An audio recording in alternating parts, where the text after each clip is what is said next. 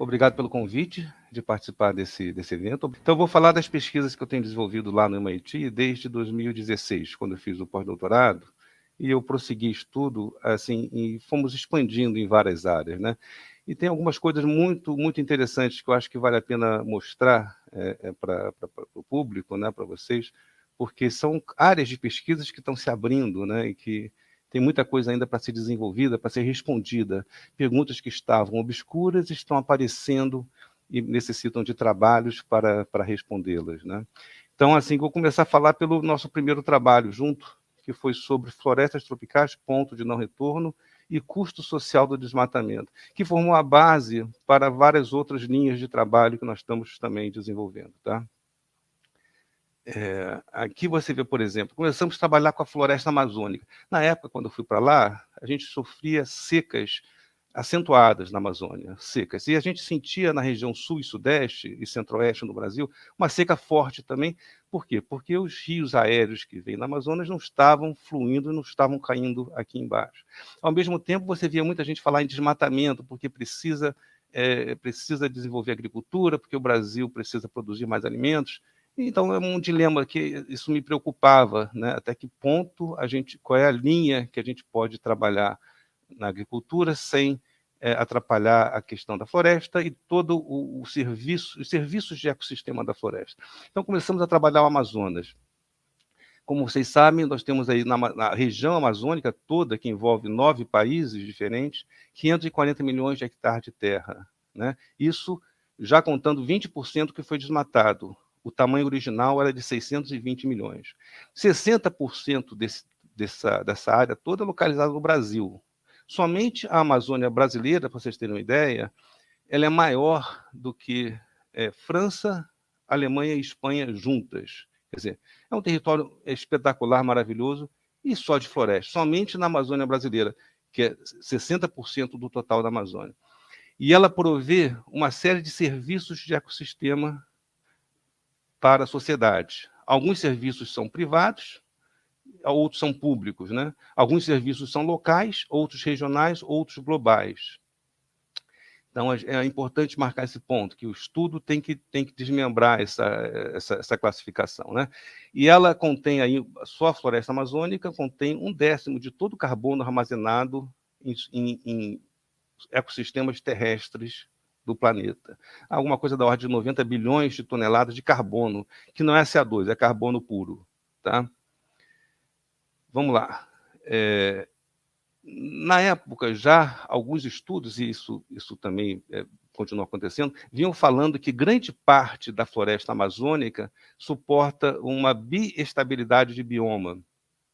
Eu peguei aqui uma figura de um desses estudos, mas outros falavam coisas parecidas. Você vê a floresta amazônica, cerca ali, o que é o verde mais escuro, seria assim uma área da floresta onde a floresta, aquele ecossistema é do tipo floresta e é determinístico. Ela não vai migrar para a savana, a menos que você derrube as árvores. Mas ela não migra, não salta para o estado savana. O verde mais claro é uma área biestável, que hoje está em estado de floresta, mas uma perturbação suficiente naquele ecossistema pode levá-lo para um estado de savana. A perturbação pode ser um desmatamento acentuado, pode ser um período de seca muito prolongado, com El Niño muito rígido, pode ser algum outro fenômeno, uma peste, alguma outra desastre ambiental, né? Uma outra, o que está em laranja é biestável, hoje está em estado savana, mas poderia migrar para o estado floresta. E o que está em completamente rosa é uma área seca, completamente seca, que ela é determinística, área de baixa cobertura arbórea, ou seja, savana, né? Então, esse é um resumo dos estudos feitos por cientistas até 2018, que a gente trabalhou nesse projeto. Então, vamos ver, quer dizer, a preocupação que eu tinha era como é que a gente faz o cálculo, como é que está sendo feito o cálculo do valor econômico total da floresta, quer dizer. Então, pesquisando várias literaturas, encontramos um arcabouço, que é o do Total Economic Value, o conceito de Total Economic Value aplicado a qualquer recurso natural, que ele diz que o valor econômico total daquele recurso, no caso uma floresta, né, é a soma do valor de uso direto, valor de uso indireto, valor de opção e o valor existencial. O valor de uso direto, no caso da floresta, ele vem da colheita sustentável de produtos madeireiros e não madeireiros, né? Sustentável no sentido de que você pode cortar um pedaço daquela árvore, extrai a madeira que é de alto valor, mas deixa a árvore viva para ela voltar a crescer. Então, ela é sustentável no sentido de que ela não destrói a floresta. Ou o açaí, ou as frutas, etc., da região. O valor de uso indireto está relacionado às funções ecológicas desempenhadas por aquele recurso natural, no caso, floresta. No caso da floresta, as principais funções ecológicas são a regulação do regime de chuvas, né? a reciclagem da água, a proteção do solo, a proteção das barragens e a captura de carbono. Tá? São funções ecológicas de valor de uso indireto. Valor da opção está relacionado ao desejo de você preservar um recurso, a opção de usar aquele recurso natural no futuro. Por exemplo, o mais característico aqui é a biodiversidade.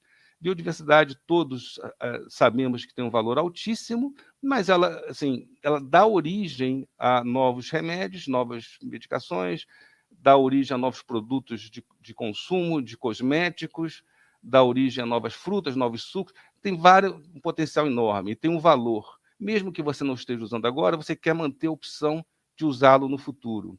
É o valor da opção.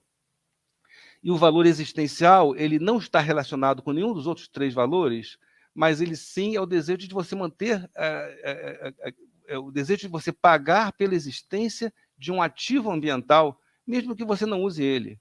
Isso reflete, por exemplo, a satisfação que a sociedade tem pela preservação e pelo bem-estar de outras espécies, dos animais, por exemplo. Então, hoje de manhã alguém perguntou se no preço do carbono estaria incluído alguma variável que falasse do bem-estar dos animais, da proteção dos animais.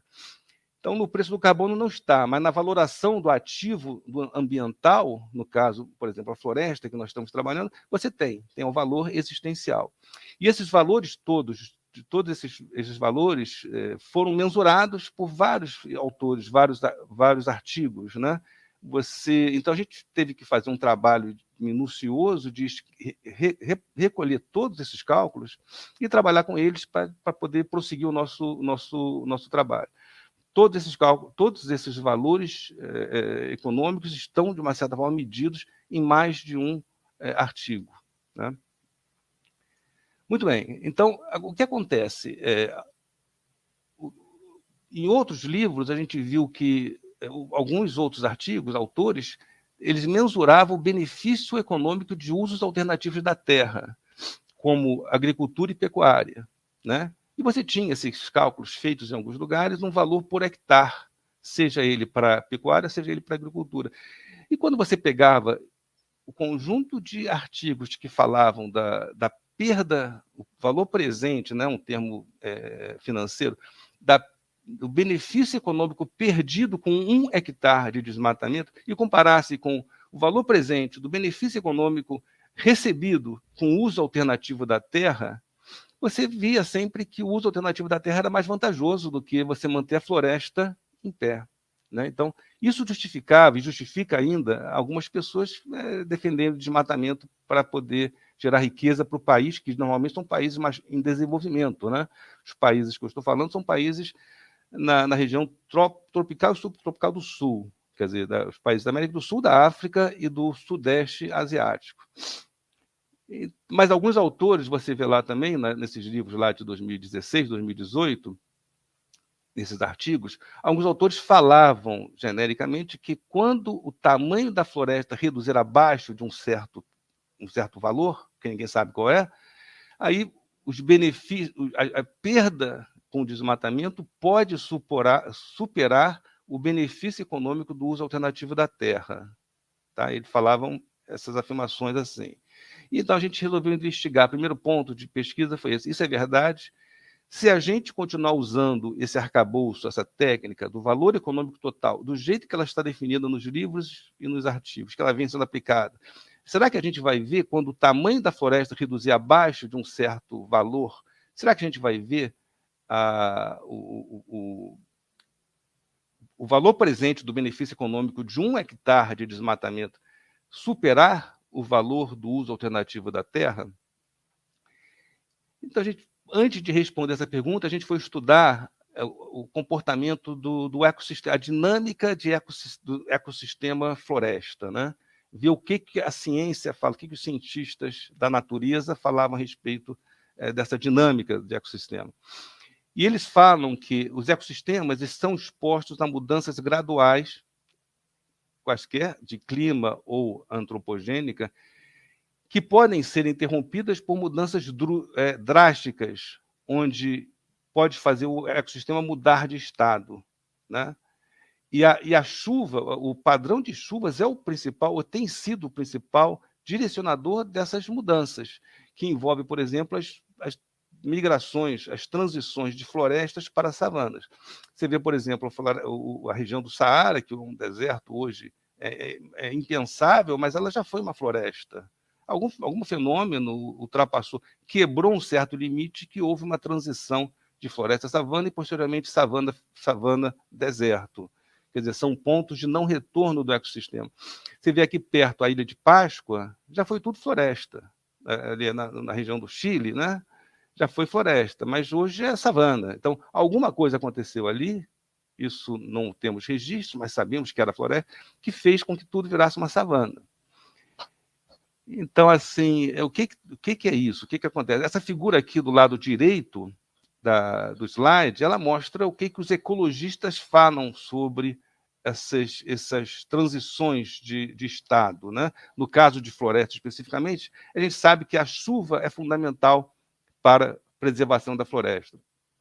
Então, você vê aqui no topo da figura, quando a precipitação é mais alta, você vê uma figura aqui, um vale com um único ponto de equilíbrio, que é o ponto de equilíbrio floresta, né? Essa figura esquemática chamada de paisagem de estabilidade. Na medida que a chuva vai reduzindo naquele ecossistema, naquela área, a paisagem de estabilidade começa a mudar. Você começa a ver dois pontos de equilíbrio, um floresta e um savana. Se você reduzir mais a chuva, o que acontece? O vale da floresta vai reduzindo e a bolinha fica mais fácil migrar para o estado savana. Ou seja, a bacia de atração do estado floresta ela vai reduzindo e a bacia de atração do estado savana vai aumentando. Nessas situações, qualquer perturbação pequena, seja no clima, seja antropogênica, seja por qualquer outro fator, pode fazer aquela área migrar para uma savana, uma transição que pode levar de 60 a 100 anos, mas muitas vezes, ou quase sempre, ela é irreversível. Ela vai, porque a reversibilidade dela passaria por um fenômeno de histerese, que eu pretendo não explorar aqui, mas é muito mais complicado você reverter uma savana para uma floresta do que você ver a floresta migrar para uma savana, por uma questão do fenômeno da histerese. Tá? Em particular, o Amazonas tem uma característica muito importante que alguns autores têm falado já, quer dizer, nós somos beneficiados pela Cordilheira dos Andes, que eles fazem uma barreira de 6 quilômetros de altura que ela prende todo o vapor d'água em cima do leste dos Andes. Então, metade da chuva que hoje cai no Amazonas, ela vem da própria floresta. Há alguns artigos que falam, inclusive, que a mesma gota de chuva ela cai na floresta amazônica 7 vezes. Porque ela chove uma vez, depois a água evapora ou transpira pelas plantas, vira vapor d'água, chove de novo, vira vapor d'água, evapotranspiração, e fica nesse ciclo 7 vezes. Quer dizer, então, assim, uma grande parte da chuva que cai aqui na região sul e sudeste da América do Sul, centro-oeste, sudeste, ela vem do próprio Amazonas. Se você olhar nas latitudes entre São Paulo e Campo Grande, aqui é muito irrigada, tem bastante produção agrícola. Se você olhar nos outros continentes, é tudo deserto. Na África você tem vários desertos, na Austrália tem desertos. Se você chegar no lado oeste dos Andes, você vai ver deserto também, o deserto do Atacama. Quer dizer, o Andes ele protege, ele segura o vapor d'água, não deixa o vapor d'água migrar para o Oceano Pacífico, e fica chovendo aqui 7 vezes. A mesma gota d'água cai 7 vezes, irrigando a nossa agricultura e enchendo nossas barragens hidrográficas, né? Então, vamos lá. Então, é isso. Então, o que acontece é que essa característica da resiliência florestal não vinha sendo modelada nesse cálculo do valor econômico total da floresta amazônica. E a gente fez esse trabalho, a gente incorporou. Quer dizer, não vem sendo modelada por quê? Porque ela não é observável. O que a gente tem é um modelo ecológico, que é a paisagem de estabilidade, mas você não mede essa paisagem, você não mede isso, ainda hoje não mede. Nós até estamos fazendo um trabalho muito interessante para tentar modelar melhor essa paisagem como um sistema não linear dinâmico e usando bastante cálculo estocástico aqui também. Mas quando a gente insere essa variável chamada resiliência florestal dentro do cálculo do valor econômico total, a gente, na verdade, eu vou passar essa formulação matemática aqui, mas na verdade é uma integral da perda, o valor presente da perda, quando o limite superior na integral é uma variável aleatória. Ela tem solução analítica e a solução analítica daqui é representada.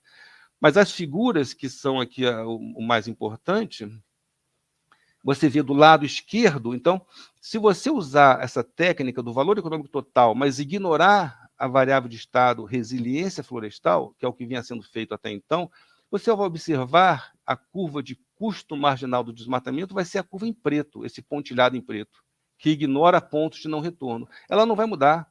Você pode refazer esse cálculo 300 vezes, vai dar sempre o mesmo, porque essa variável não está sendo levada em consideração. A resiliência florestal, ou o risco de catástrofe, o risco de uma transição floresta-savana em larga escala, não é total, mas é larga escala, é 65% talvez da floresta, ele não é mesurado nesse método. Então vai chegar um ponto, quando o desmatamento chega a 40%, que era o cálculo na época mais preciso, o valor esperado da transição floresta-savana, acontece quando o desmatamento chegar a 40%. É o valor médio, esperado. Mas pode ser muito antes disso. Né? Então, quando chegar nesse ponto, vai ter uma perda econômica da ordem de 5 trilhões de dólares. Até lá, o custo marginal é muito baixo. Então, isso orienta decisões erradas, orienta pessoas a quererem desmatar, porque o benefício econômico do uso alternativo da terra é superior. Mas eles não estão vendo que estamos nos aproximando de uma perda gigantesca de alguns trilhões de dólares. Quando você considera o risco de colapso da floresta, você vê a curva em azul. Né? Aí sim você vê o aumento da curva de custo marginal do desmatamento. Do lado direito, você já vê uma outra perspectiva. Porque nós somos 9 países amazônicos, se a Bolívia começar a desmatar bastante a floresta, o custo de desmatamento observado pelo Brasil vai aumentar, porque o limite, o ponto de não retorno é único, é compartilhado por todos nós. Porque grande parte do que chove na floresta amazônica vem da própria floresta. Então, se você cortar a floresta na Bolívia, nós vamos estar nos aproximando do ponto de não retorno. Então, a curva que está em vermelho é a curva de desmatamento observada pelo Brasil quando os outros países amazônicos desmatam 40% da floresta. E a curva em azul é a curva de custo marginal do desmatamento observado pelo Brasil quando os outros países amazônicos desmatam apenas 20% da floresta. Isso demanda uma coordenação entre os países amazônicos, que hoje já existe, mas naquela época, em 2018, quando apresentei isso lá em Boston, não existia. Foi até uma pergunta feita pelo pessoal que estava assistindo. Né? E um outro ponto importante que eu chamo a atenção, que também faz base para o nosso estudo atual, é que, mesmo considerando o risco de colapso de grande parte da floresta, ainda assim, o cálculo do custo marginal do desmatamento é inferior ao valor dos benefícios econômicos com o uso alternativo da terra, se você olhar apenas para os serviços locais e regionais. Se você olhar para todos os serviços locais, regionais e globais, não. Aí a floresta vale muito mais em pé do que desmatada produzindo alimento. Mas tem que considerar os globais também, que são os mais importantes. Na verdade, os mais valorados são os serviços globais. Quais são os globais? É a captura de carbono e a proteção da biodiversidade. Se você tirar fora esses dois serviços ecológicos, você vai ficar só com os locais e regionais. Apesar de serem muito valiosos, por exemplo, a regulação de chuvas é muito importante para toda a América do Sul, ainda assim, o valor econômico de usos alternativos pode ser superior. Até porque a agricultura pode se mover para a floresta, ela não vai ficar necessariamente na região centro-oeste e sudeste do Brasil, nem do sul. Hoje está centro-oeste, sul e sudeste, a produção agrícola é muito forte, porque a gente recebe os rios aéreos que vêm da floresta. Se você matar a floresta, você perde os rios aéreos, provavelmente a produção agrícola move para lá. Isso aqui é muito importante, porque o mundo precisa... A gente fez um trabalho muito grande, visitamos os principais órgãos internacionais para tentar levar essa ideia, e fui super bem recebidos, né? Então, o mundo sabe que é necessário criar mecanismos de pagamentos. O próprio Fundo Amazônia é um desses mecanismos. Hoje é voluntário, principalmente Noruega, e uma parte menor da Alemanha, mas podia ser de um órgão internacional, podia ser uma coisa organizada, com mecanismos não só para a Amazônia, mas para outros recursos naturais que provêm benefícios que são globais para toda a humanidade. Então, esse é o pano de fundo para a pesquisa que a gente fez, que estamos agora em andamento, que é a gente foi explorar um desses serviços globais de ecossistema, que é a captura de carbono, que é o que está mais agora, onde o mundo está olhando mais. Nós temos aí os mercados regulados e voluntários, que o Ramiro falou hoje mais cedo. Nós temos a questão do preço de carbono, nós temos assim, várias coisas sendo discutidas. Temos o artigo 6 do Acordo de Paris, que é o mercado voluntário, como é que ele vai entrar nesse sistema. Então, a gente resolveu fazer um cálculo aqui do custo da oferta do serviço de captura, de remoção de carbono da atmosfera, em função do total que pode ser removido, né? Esse trabalho está sendo concluído, está agora sendo em revisão, em breve vai virar um relatório técnico e a gente vai mandar para uma revista para publicação, possivelmente ainda esse ano. Então, aqui o foco foi no serviço global de ecossistema, chamado Serviço de Captura e Armazenamento de Carbono. O que a gente vê hoje, a discussão hoje no mundo? Quer dizer, as emissões de gás carbônico continuam a aumentar, né? Quer dizer, alguns países estão reduzindo suas emissões, mas, como um todo, muitos outros estão aumentando. Ou seja, a China está aumentando, a Índia está aumentando, outros países estão reduzindo, mas estão com nível de emissão lá no alto, porque precisa de gás para aquecer suas casas no inverno, precisa de gasolina, Então, um padrão de vida de alto nível demanda mais emissões de gás carbônico. E o ciclo do carbono é muito lento. Então, hoje nós temos aqui na atmosfera gás carbônico que foram emitidos há 200 anos atrás. Mesmo na época da Revolução Industrial, a gente ainda está respirando. Eles estão aí produzindo concentração de CO2 e provocando aquecimento global. Até que ele volte, de alguma forma, para virar terra, virar carbono sólido, os cálculos variam, mas alguns cálculos falam de 200 anos, alguns falam de muito mais, né? Até 500 anos.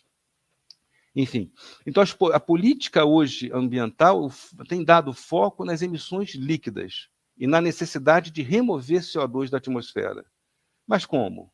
Então, isso tem uma linha de pesquisa enorme nos países mais desenvolvidos, né, sobre técnicas ou tecnologias para captura e remoção de carbono. Mas todas elas são de baixa escala. Elas, por exemplo, você instala numa fábrica, ela absorve o gás carbônico emitido por aquela fábrica. Não há nada de grande escala. De grande escala só existe uma, que é a tecnologia desenvolvida pela natureza nos últimos 5 milhões de anos, que são as árvores, a fotossíntese, né? Bom, então, vamos plantar árvores? Mas aonde? Aonde e qual é o custo de plantar essas árvores? Então, a gente fez um trabalho com foco na América do Sul, simplesmente porque é onde nós temos dados mais fáceis de acessar, principalmente dados econômicos, dados climáticos a gente pega do mundo todo. E usamos, assim, dados desagregados espacialmente, quer dizer, para poder olhar exatamente aonde pode ser feito o florestamento e a qual custo, né? Para estimar uma curva de remoção de CO2, uma curva de oferta. Trabalhamos com um período de 50 anos, então temos um custo anual por 50 anos e temos um valor de absorção de gás carbônico ao longo dos 50 anos também, anual a cada 50 anos. Esse é o nosso objetivo de curva. E a gente viu, por exemplo, historicamente, que as plantas já estão sendo plantadas. A gente vê que plantas são plantadas no mundo todo, muitos hectares, mas muito mais são derrubadas. Essa figura das Nações Unidas, né? Você vê aqui dos últimos 5 anos, 2015 a 2020, 10 milhões de hectares por ano foram desmatados, 4 milhões foram plantados. Então, há um déficit aqui, um desmatamento líquido, que a gente tem que trabalhar com valores líquidos, da ordem de 6 milhões de hectares por ano. Já foi maior, já foi menor, mas hoje está por aí, em 6 milhões de hectares por ano. O que isso significa em termos de emissões de gás carbônico? Uma árvore madura, calcula-se que, em média, absorva cerca de 20 kg de CO2 por ano. Madura, eu quero dizer com a idade de aproximadamente 20 anos, e uma árvore grande, uma árvore de floresta, né? Essa é uma estimativa boa que a gente conseguiu extrair de vários estudos. Quer dizer, em média também a gente encontra nas florestas cerca de 500 árvores, existem 500 árvores por hectare nas florestas, uma média.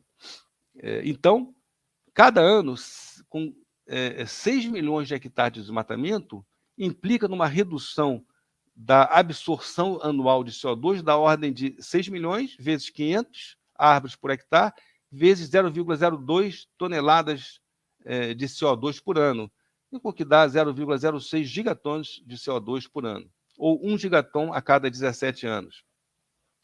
Isso é o que se perde em termos de capacidade de absorção de CO2 da atmosfera. Mas as emissões líquidas são muito maiores, porque uma árvore contém, em média, cerca de 200 kg de carbono.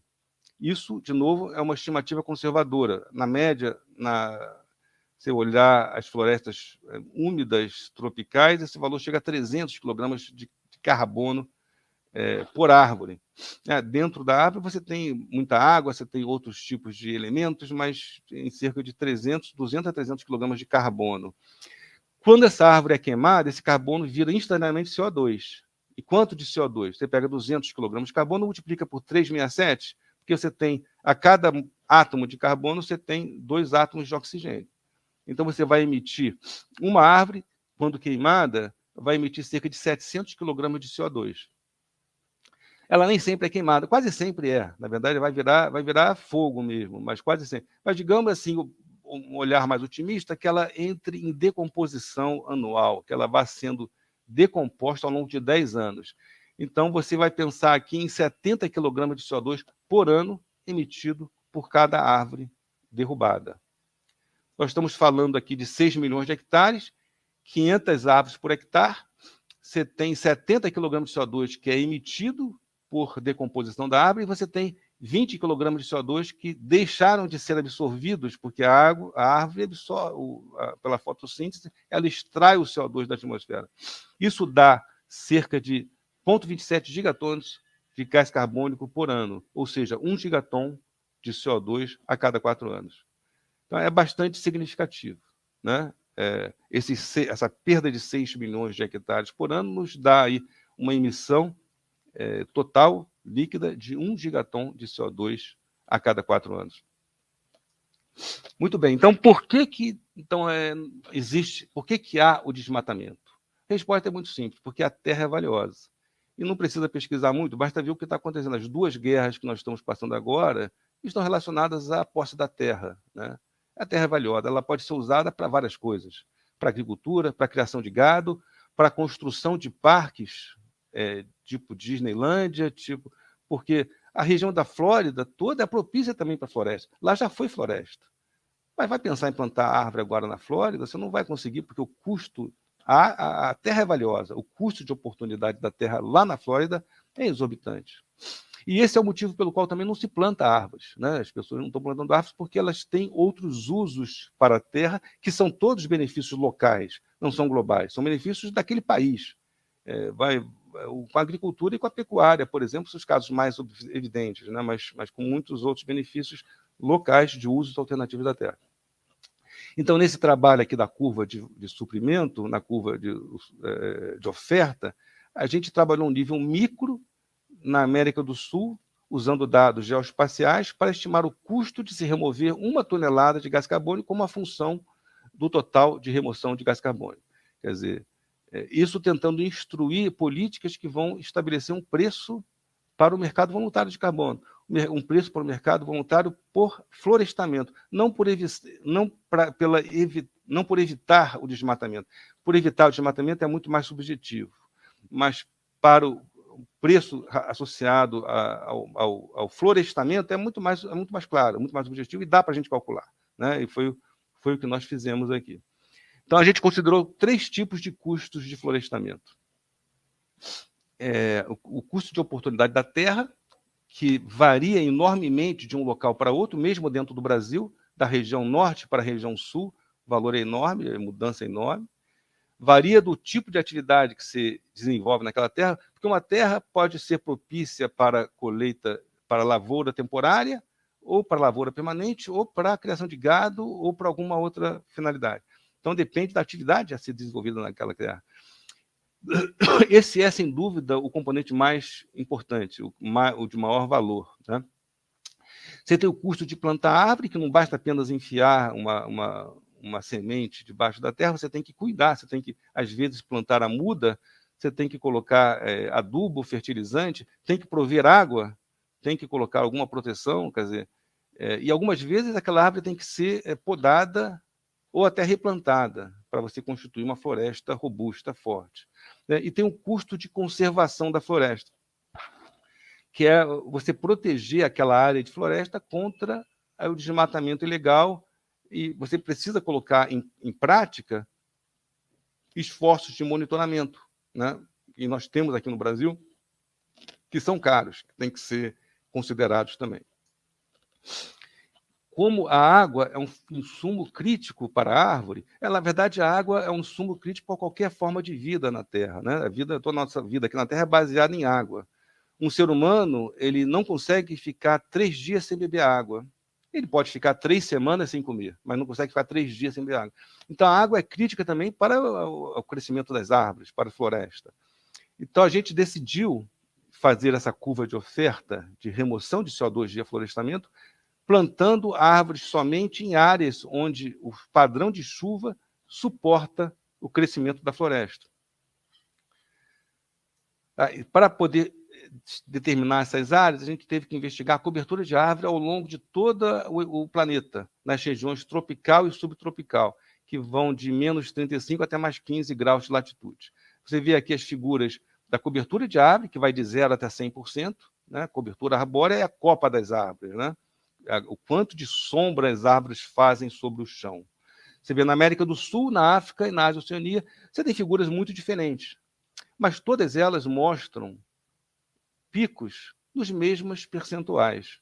A savana, baixa cobertura arbórea, o pico é em torno de 20%. E nas florestas, que são biomas de alta cobertura arbórea, de copa das árvores, você tem uma cobertura de 80%. Né? Isso é bastante curioso e a gente tem que explorar esses valores, né? Nesse estudo da curva de oferta. Então, a gente começou a investigar também o padrão de chuva, de novo, olhando todo o globo, dentro dessas latitudes, tropical, subtropical. A gente precisou modelar a chuva com base em 2 variáveis, porque padrão de chuvas você tem inúmeras variáveis possíveis para descrever um padrão de chuva.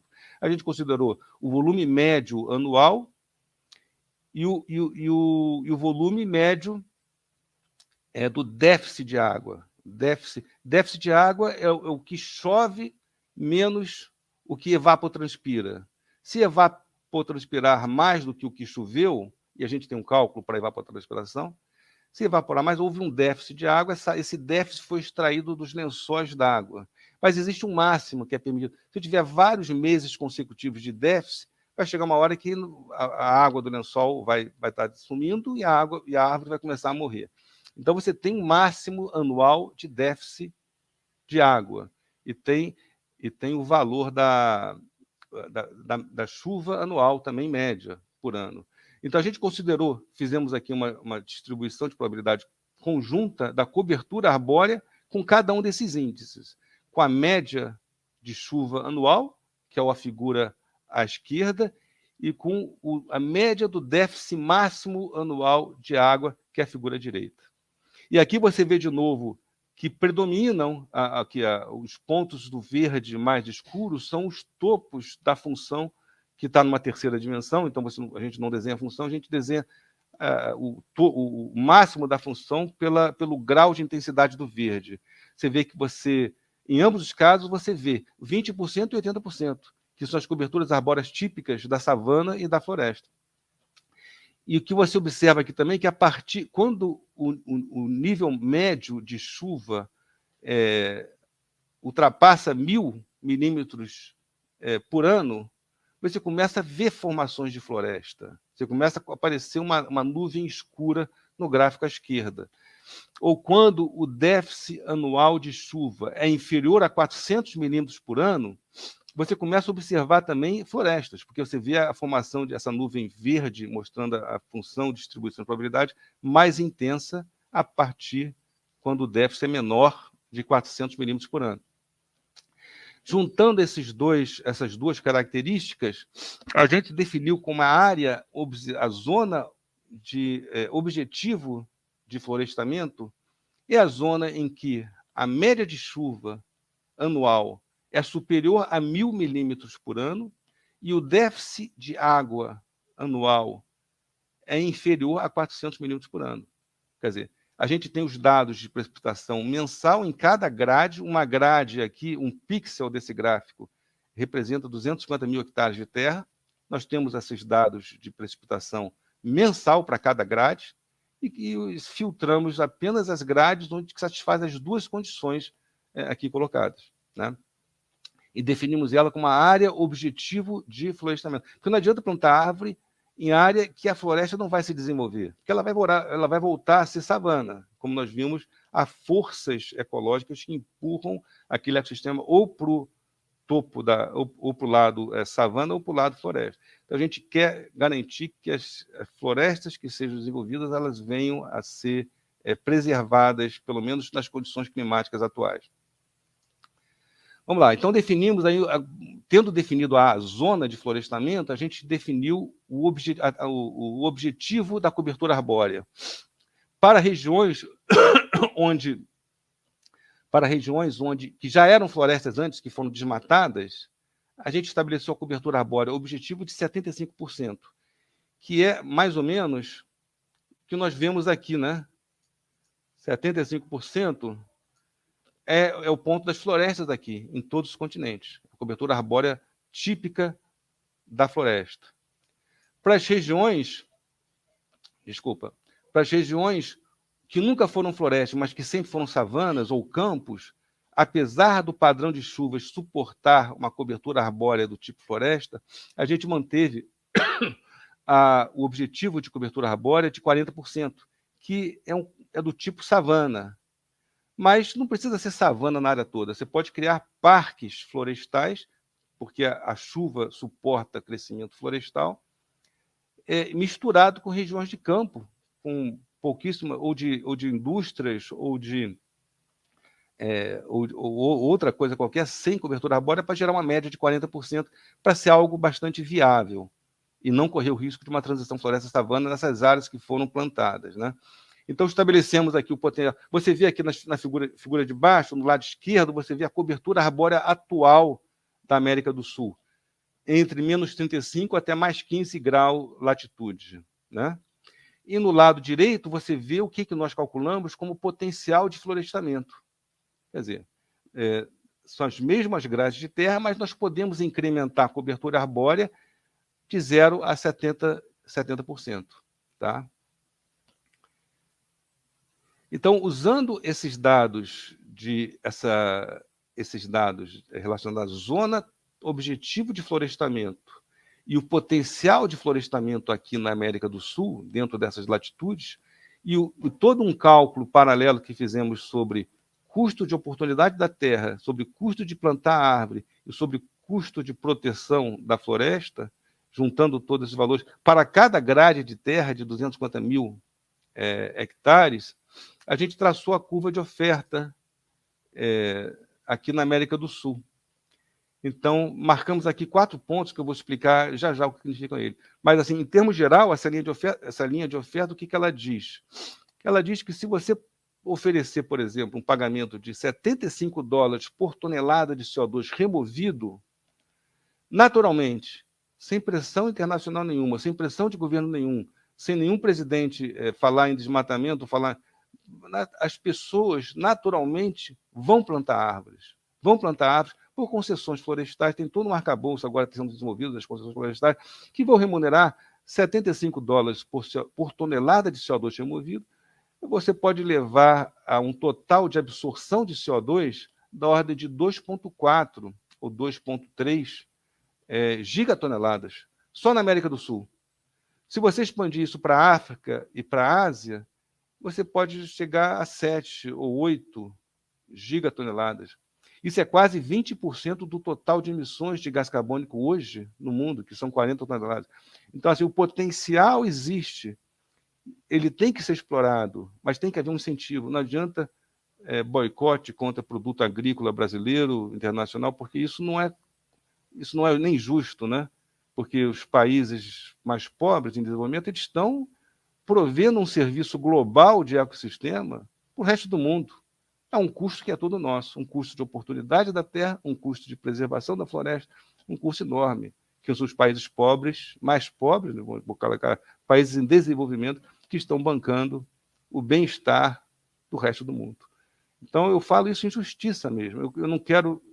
As doações têm que existir, que seja feita por um organismo internacional que coordene e que decida, que escolha aqueles recursos da natureza que provêm serviços globais e que faça sentido o resto do mundo pagar, não só pela floresta, mas qualquer outro recurso que proveja serviço global. Pagar, não digo pelo valor do serviço global, não, eu digo o suficiente para que o custo de manutenção daquele recurso se equipare ao custo de usos alternativos da terra. A gente expandiu um pouco esse estudo para os Estados Unidos, por exemplo, Flórida é uma região perfeitamente florestável, já foi floresta antes. O padrão de chuvas lá suporta a floresta. Mas não vamos falar em florestar a Flórida, porque o custo de oportunidade da terra é absurdo, não faz o menor sentido. É uma briga que não faz sentido. Então, essa aqui foi a curva de oferta. Eu acho que eu estou dentro do meu tempo aqui para depois. Mas antes eu queria mostrar assim: nós fizemos um algoritmo, na verdade, um programinha. Como trabalhamos com grades de 250 mil hectares, cada grade é um candidato a entrar para a curva de oferta, né? Então, esse algoritmo vai pegando aquelas grades que têm menor custo de florestamento por tonelada de CO2 absorvida. Os 100 primeiras grades estão mostradas no gráfico mais à esquerda. A metade, você vê que os 100 primeiros são todos na Amazônia, onde você tem menor custo de oportunidade da terra. Você tem lá áreas, por exemplo, de criação de gados, que a produção de gado é quase nenhuma.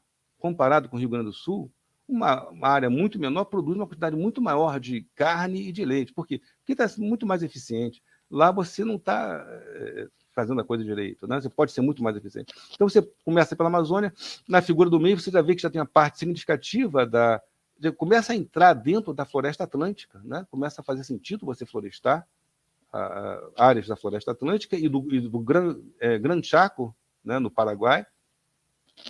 E no lado mais extremo, à direita, você vê todo o potencial de florestamento. Tudo que é potencial florestável está pintado de verde. Quando o verde é mais escuro, a gente está levando até 75% de cobertura arbórea.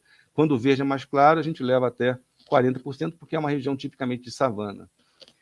Explicando agora os 4 pontos aqui, eu peguei como exemplo. O primeiro ponto, a primeira grade selecionada para a curva de oferta de remoção de CO2 via florestamento está localizada na Venezuela, ao sul da Venezuela, na floresta amazônica. O ponto B, que é o ponto de 800 megaton de CO2 removidos, né? Ele está localizado ainda na floresta amazônica, mas lá do lado brasileiro, no estado de Mato Grosso. É só por curiosidade. O ponto C já é na floresta atlântica. É uma grade de terra em Minas Gerais, onde o custo de oportunidade da terra é maior. E o ponto D já é uma área de savana, que é onde você tem menor ganho por tonelada de CO2 removido, porque você não vai levar a cobertura arbórea até 75%, você vai parar em 40%, para não prejudicar os biomas já existentes lá. Há toda uma literatura que fala que você tentar transformar a savana em floresta, você vai matar uma biodiversidade importantíssima, que é a biodiversidade da savana. Então, e onde você tem o maior custo também. Então, esses são os 4 pontos. Só para finalizar, bom, essa é a figura, uma outra visão do custo do florestamento por tonelada de CO2 para cada grade de terra. Você vê que ao sul você tem valores próximos de $100 por tonelada de CO2, enquanto que ao norte, lá na região amazônica, não no super norte ali, que ali é savana também. Então o custo é mais alto. Mas assim, ao torno da Amazonas, você tem um valor muito baixo, na ordem de 25 dólares por tonelada de CO2. O curioso é quando você olha os outros estudos, esse é o primeiro estudo que vai ao nível micro da grade de terra usando dados geoespaciais. Há outros estudos que falam de remoção de CO2 via florestamento, mas trabalham com modelos globais. Modelos globais que são muito difíceis de você testar a validade ou criticar. Então, o que você vê, na verdade, são curvas de ofertas muito menores. Há modelos que falam que um preço de carbono de $20 por tonelada de CO2 vai ter uma remoção excelente de gás carbônico nas florestas da Amazônia. E não vai, nem na Amazônia, nem em lugar nenhum do mundo. $20 por CO2 você nem vê na curva, você não vai remover nada. Então, essa análise micro tem o valor que permite você ver o custo por tonelada de CO2 em cada grade de terra que está sendo considerada na curva de oferta. E, por fim, esse é uma provocação a mais, nós estamos também fazendo um trabalho. Quando a gente apresentou esse trabalho lá em Boston, lá em 2018, uma pessoas da audiência perguntou se a gente estava considerando a mudança climática sobre o nosso custo social do desmatamento. E a gente não estava.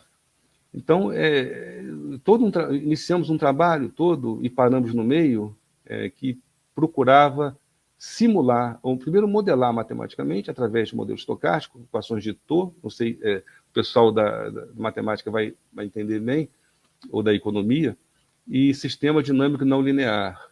Né? E criamos um programinha de computação que vai simulando, dia após dia, a evolução da cobertura arbórea, com base nesses cálculos estocásticos, até o ano de 99, ano 2099.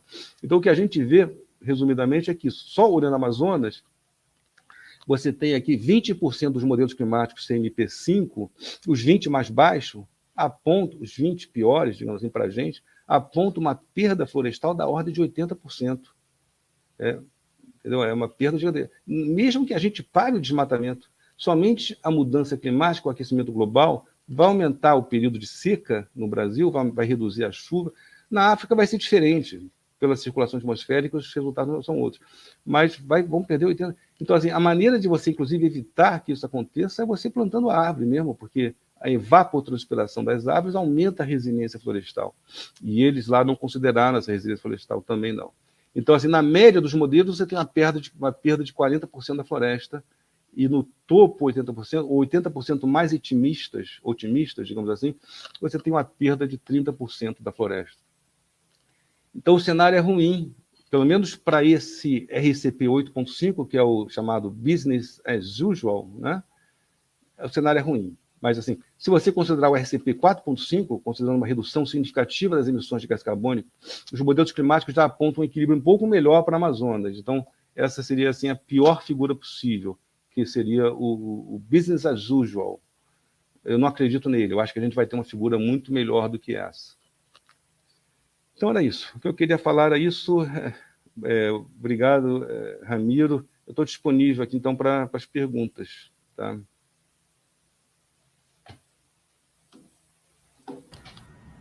Então, uma pergunta lançada ali no chat. Bom, antes de mais nada, muito obrigado, Sérgio. Adorei a apresentação, foi bastante densa. Ela continuou algumas das discussões que nós já tínhamos tido ligeiramente tangenciado, não por WhatsApp.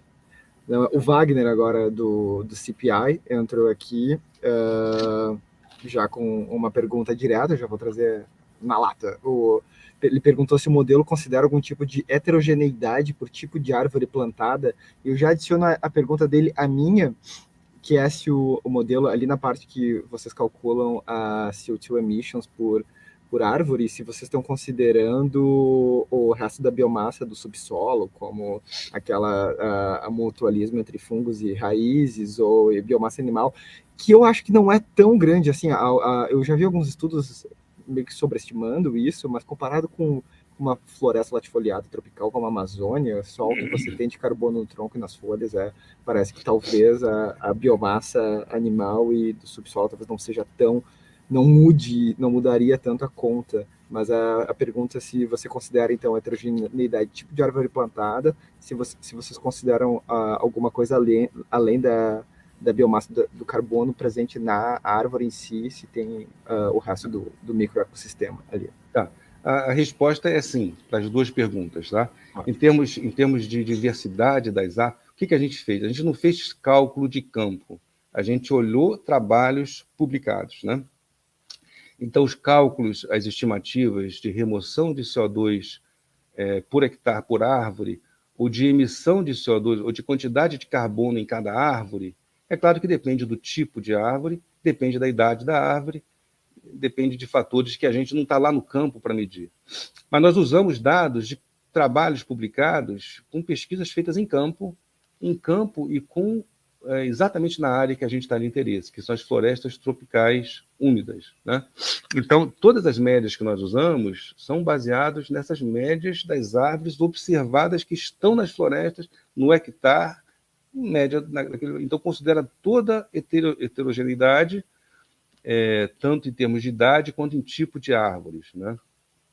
Essa é a primeira pergunta, a primeira resposta.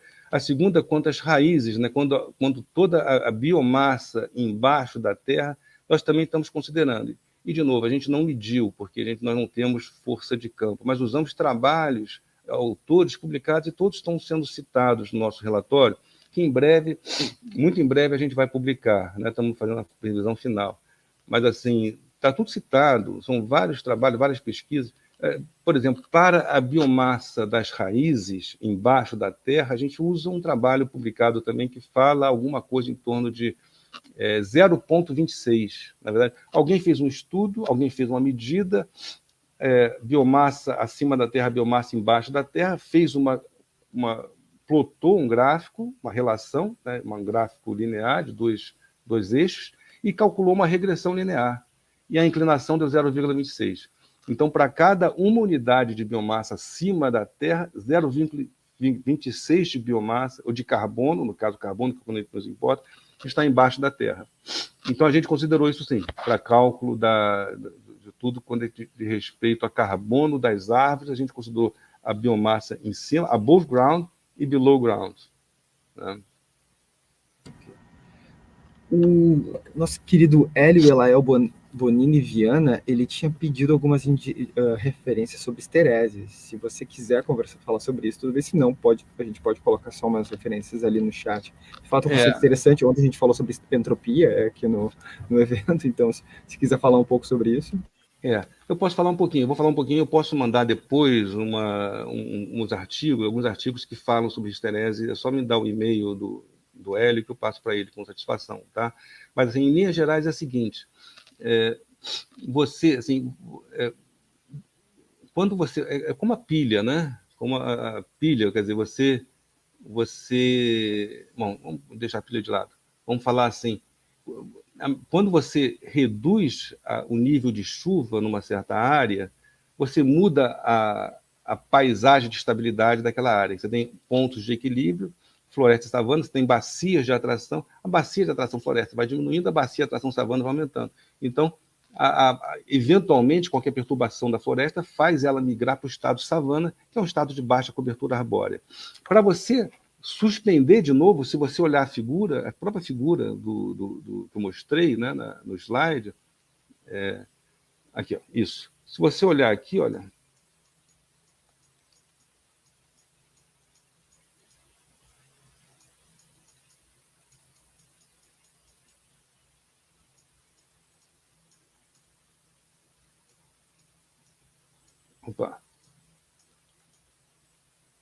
Opa, não, daqui não.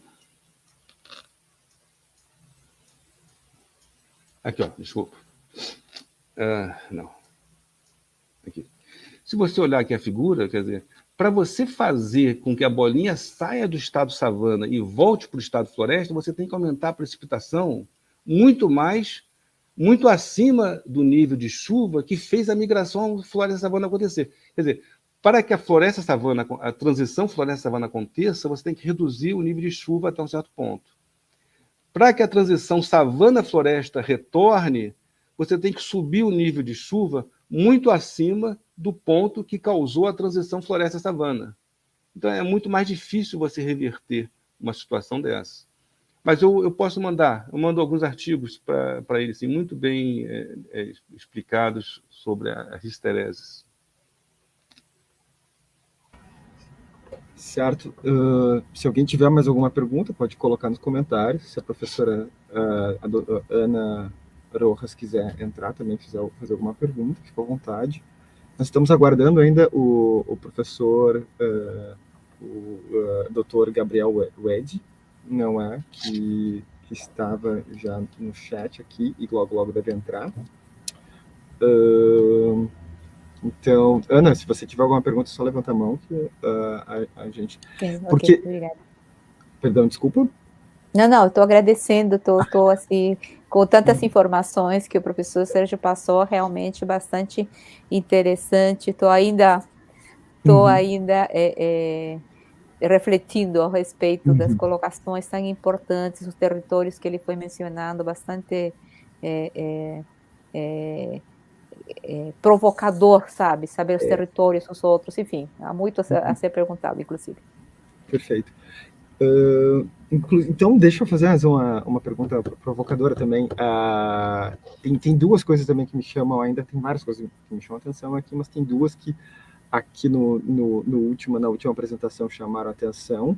Uma não tem a ver com o seu trabalho, na realidade, mas talvez fosse interessante ouvir seus pensamentos a respeito, e aquele gigantesco branco ali no mapa, que é o semiárido, tá? que é uma coisa sobre a qual tem poucos estudos, não é? Sobre os impactos das mudanças climáticas sobre o semiárido, que provavelmente vão ser piores ainda, né?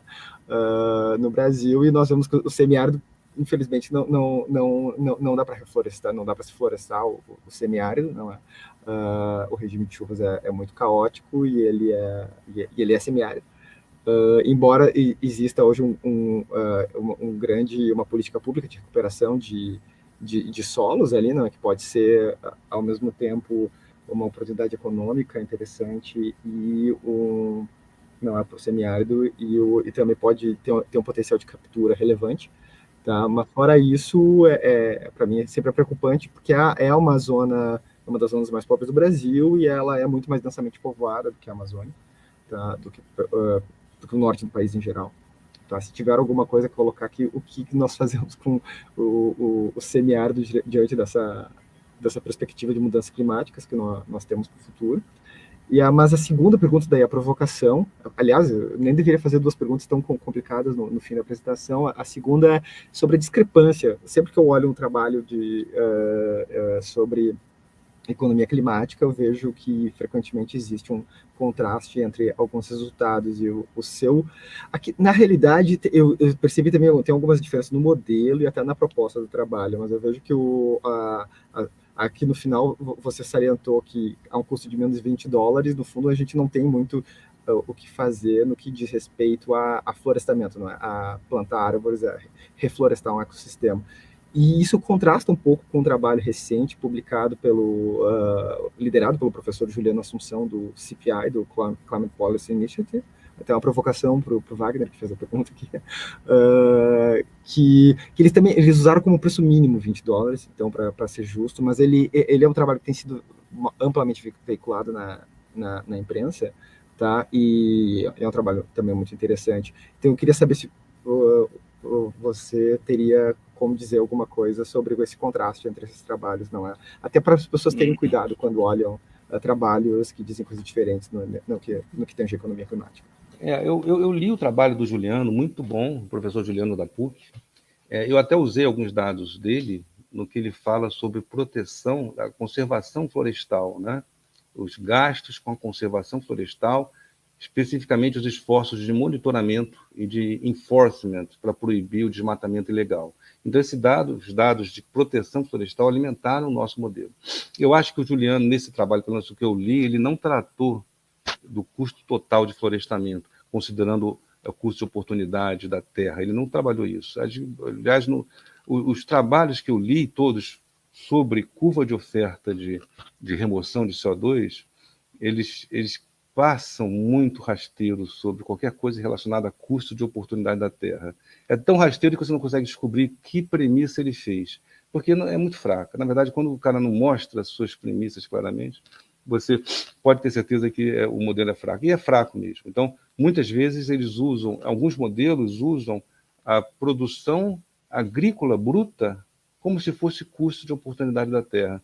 E não é. é coisa diferente. Uma coisa é o que você consegue de receitas quando vende, por exemplo, milho produzido numa grade de terra. Outra coisa é o custo de oportunidade da terra, que é o quanto pessoas pagam pelo aluguel de 1 hectare da terra para produzir milho.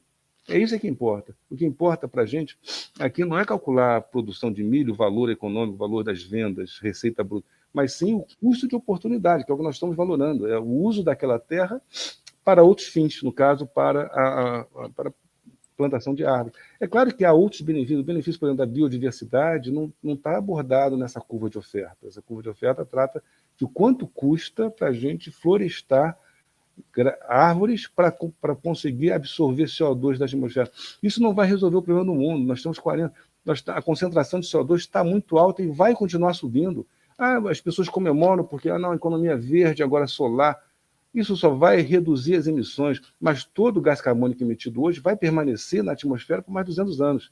Então, o que a gente precisa é ganhar tempo, ganhar alguns anos, porque muita pesquisa está sendo feita para desenvolver outros mecanismos de captura de carbono, de alta tecnologia, que seja de larga escala, que possa algum dia funcionar. A gente vai poder sentar, descansar, e agora podemos pegar essas florestas e voltar a plantar o que a gente quer. Mas, por enquanto, eu acho que o trabalho do mundo tem que ser de ganhar tempo, para dar chance dessas novas tecnologias de absorção de gás carbônico se desenvolverem em larga escala. Entendeu? Mas o trabalho do Juliano é muito bom. Eu acho que ele não abordou essas questões, abordou só Se o Wagner puder comentar aí, eu não estou vendo os comentários dele, mas eu acho que é isso. Não, se eu não me engano, é por aí mesmo, não é? O problema do custo de oportunidade da Terra, como você bem salientou, ele é bastante, tipo, é raro abordarem, ele é complicado de abordar. Algumas pessoas vão considerar que até que talvez nem deveria, porque é uma questão de como esse preço varia de acordo com a política pública, com as decisões do poder público, então não seria o caso, acho que não, acho que aqui eu fico do teu lado.